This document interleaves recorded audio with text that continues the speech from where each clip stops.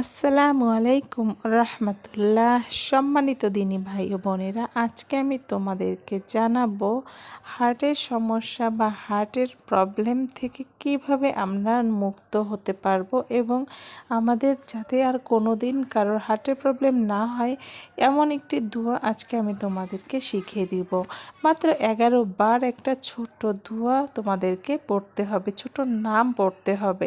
এই নামটির দ্বারা আল্লাহ পাক আমাদেরকে হার্টের যে কোনো ধরনের সমস্যা থেকে মুক্তি দিবেন। সম্মানিত দিনী ভাই ও বোনেরা, যারা আমার চ্যানেলটির নতুন সদস্য অবশ্যই চ্যানেলটিকে একটা সাবস্ক্রাইব করে দিবে, লাইক করবে এবং তোমাদের ভালো লাগলে আমাকে কমেন্ট করে জানাবে। হার্টের সমস্যায় আমাদের অনেকেই ভুগে থাকেন, অনেক পিতামাতা রয়েছে, অনেক আত্মীয় স্বজন রয়েছে যারা অলরেডি হার্টের সমস্যায় ভুগছে, সাথে সাথে ডায়াবেটিক্সের প্রবলেম রয়েছে, অনেকের আছে ওপেন হার্ট সার্জারি পর্যন্ত করে থাকে।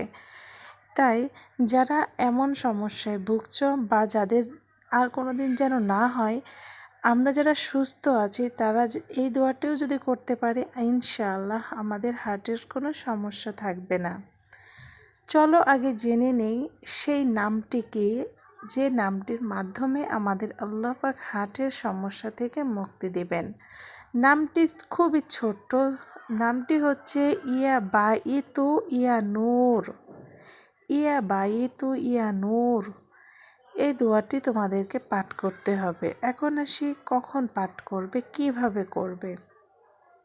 আমরা সকালে কিংবা মাগরিবের নামাজের পরে এই দোয়াটি পড়তে পারবো। মাগরিবের নামাজের পরে জায়নামাজে বসে 3 বার দুরূদ শরীফ পাঠ করবে। যদি না পারো একবার দুরূদ শরীফ পাঠ করে নিয়ে 11 বার এই দোয়াটি পাঠ করে আমাদের বুকে ফু মানে যে যার বুকে ফু দিবে। বুকে ফু দেওয়ার পরে তোমরা আল্লাহর কাছে মনে মনে তোমাদের হার্টে যাতে সমস্যা না হয় সেই জন্য দোয়া করবে। ইনশাআল্লাহ আল্লাহ পাক আমাদের সকলের হার্টের সমস্যা থেকে মুক্তি লাভ করাবেন এবং আমাদেরকে সুস্থ রাখবেন। সম্মানিত দিনী ভাই ও বোনেরা, আজকের ভিডিওটি এই পর্যন্তই। ভালো লাগলে লাইক কমেন্ট করে সাবস্ক্রাইব করে পাশে থাকবেন।